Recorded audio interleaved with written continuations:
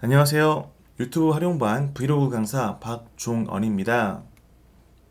영상으로 일상을 기록하고 공유하기 위한 요령을 직접 영상을 찍고 편집할 수 있는 어르신들을 대상으로 알려드리는 시간인데요. 벌써 네 번째 영상입니다. 이번 영상의 주제는 좋은 영상은 무엇일까요인데요.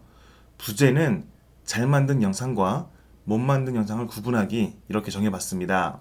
시청자의 입장에서는 잘 만든 영상은 그냥 보면 되는 것이고 못 만든 영상은 안 보면 그만이지만 크리에이터를 꿈꾸고 있는 입장에서는 잘 만든 영상이든 못 만든 영상이든 배울 점이 존재합니다. 평소에 유튜브 영상을 아무리 많이 시청하신다고 하시더라도 분석까지 하면서 보지는 않으실 테니까 오늘 영상 보시면서 하나하나 배워두시면은 앞으로 영상 만드시는데 도움이 되실 겁니다. 어찌 보면 너무나 당연한 것들이지만 놓치고 지나갈 수 있는 것들을 제가 한번 정리해 봤습니다. 그럼 시작할게요. 잘 만든 영상과 못 만든 영상이라는 단어를 딱 들었을 때 어떤 생각이 드셨나요? 방송국이 만드는 영상처럼 엄청난 장비와 기술로 만든 것은 잘 만든 것이고 아마추어가 만든 것은 못 만든 것일까요? 절대 그렇지 않습니다. 대중매체에서의 기준이 유튜브와 같은 뉴미디어에서는 절대적이지 않거든요. 방송국 출신의 제작자가 몇백만 원이 넘게 들인 영상의 조회수가 학생이 스마트폰으로 찍은 영상 하나의 조회수보다 적게 나오는 경우가 많거든요. 그렇다면 오늘 이야기하고자 하는 평가 기준은 무엇일까요? 이 사과를 보시면은 누군가는 왼쪽에 있는 빨간 사과를 좋아하실 수도 있고 또 다른 누군가는 오른쪽에 있는 풋사과를 더 좋아하실 수도 있습니다. 이러한 취향을 보고 좋다, 나쁘다라고 판단하는 것은 잘못된 것이므로 실제 데이터에 근거한 기준들로 이야기를 해드릴 건데요. 유튜브에서의 데이터는 조회수와 시청 시간입니다. 대체적으로 어떠한 영상을 시청자들이 더 많이 보는지에 대해서 파악할 수 있는 그런 근거라고 보시면 되겠네요. 자, 그렇다면 오늘 이야기할 기준 4가지를 말씀드리겠습니다. 듣는데 불편함이 없는가? 보는데 불편함이 없는가? 공감이 되는가? 얼마나 희소한가? 영화나 대중매체 같은 웰메이드 영상이 아니라 유튜브에 올리는 영상 일기인 그런 브이로그를 기준으로 말씀드리는 거니까 오해 없으시길 바랍니다. 인터넷으로 영상을 보실 때 화질이 안 좋은 곳보다 음질이 나쁜 것을 더 불편하게 여기는 경우가 많으셨을 겁니다. 실제로 대부분의 시청자들은 저화질은 용서가 되지만 소리가 이상한 것은 용서할 수 없다는 반응이 많습니다. 그렇기 때문에 유튜버들이 처음 장비를 구입할 때 가장 먼저 구입해야 할 것들을 꼽으라고 하면은 어느 정도 경험이 있는 유튜버들은 대부분 마이크를 먼저 추천하는 편입니다. 그렇기 때문에 마이크를 굳이 구입하지 않으시더라도 듣는 사람을 고려해서 녹화를 하셔야 돼요.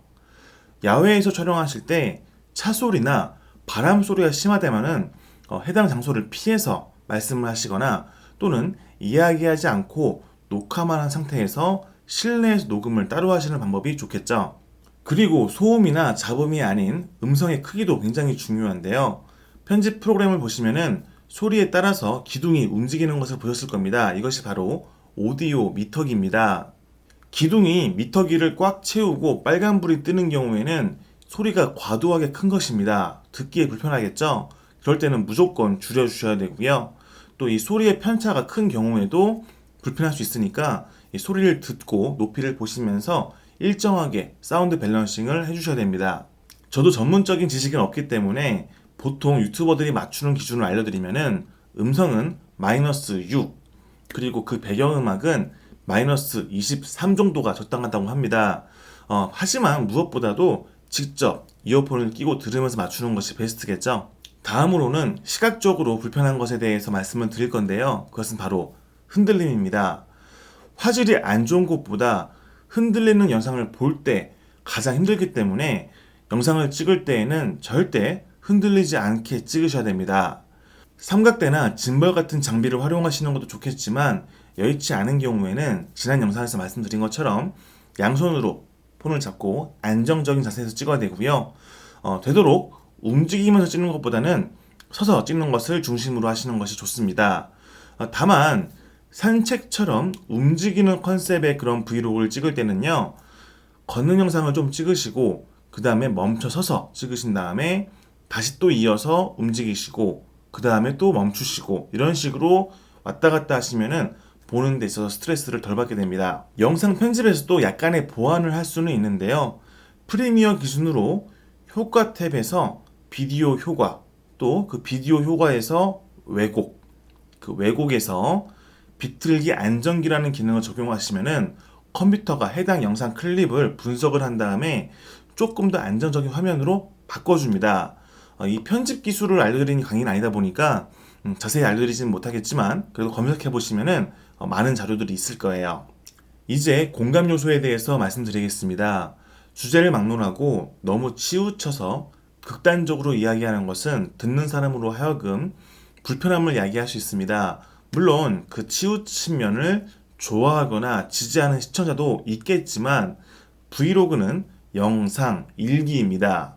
보통 일기와 달리 영상 일기는 공개가 된다는 것을 전제로 하기 때문에 치우치지 말고 균형적으로 이야기를 할 필요가 있습니다. 예를 들어 정말 중요한 안보나 경제에 대해서 자신의 생각을 자유롭게 이야기할 수는 있지만 누군가를 비판하는 것보다 자신의 경험담을 이야기로 들려주시면은 시청자는 조금 더 귀를 기울이게 되고 공감을 하게 됩니다. 이 사진만 보시더라도 두 분이 같은 주제로 이야기를 한다면은 어떤 분의 영상을 더 보고 싶으실까요? 그것입니다. 본인이 생각하시기에 아무리 옳은 이야기, 맞는 이야기라고 하더라도 한쪽으로 치우쳐지면은 외면받게 되고 또 외면받는 것을 넘어서서 공격을 받으실 수도 있으니까요. 이 점을 각별히 유의하시면 좋겠습니다. 마지막으로 희소성입니다. 흔하지 않은 소재일수록 희소성이 더 높다고 볼 수 있는데요. 대부분의 크리에이터들은 항상 새로운 거, 또 자극적인 걸 찾기 위해서 많은 노력을 합니다. 하지만 어르신들은 살아오신 삶 그 자체에 대해서만 이야기하셔도 굉장히 특별한 콘텐츠가 됩니다. 또한 젊은 층에게는 흔하고 평범한 것도 그것을 어르신의 시선에서 관찰하고 이야기하면 그 자체가 새로운 볼거리가 되거든요. 그러니까 결론은 지금 당장 생각나거나 주변의 이야기를 영상으로 담으시면 그 자체가 특별한 콘텐츠라는 것입니다. 자, 오늘은 이렇게 좋은 영상의 필수 요소 4가지에 대해서 설명을 드렸습니다. 너무나 당연한 이야기여서 이걸 배워야 하나 하는 분도 계실 거고, 한편으로는 브이로그로 뭘 찍어야 하나 싶어서 고민하던 분들에게는 부담을 좀 덜어드리는 그런 시간이 되었을 거예요. 그리고 정말로 강조드리지만 브이로그는 찍어보기 전에는 아무리 많이 배워도 소용이 없습니다. 반드시 과제 영상을 촬영해서 제출해주세요. 과제라고는 하지만 그냥 카메라 앞에서 하고 싶은 이야기 또는 그날 있었던 이야기처럼 일기를 들려준다고 생각하시고 3분 정도 촬영하시면 됩니다. 편집도 안 하셔도 되고요. 평가는 절대 하지 않습니다. 그냥 조언만 드리는 거니까 부담 갖지 마세요. 그리고 브이로그에 대해서 질문이 있는 분들은 댓글로 질문 남겨주시면 최대한 답변 드리도록 하겠습니다. 아시겠죠? 지금까지 유튜브 활용반 브이로그 강사 박종언이었고요. 그럼 다음 영상에서 또 뵙겠습니다. 건강하시고요. 감사합니다.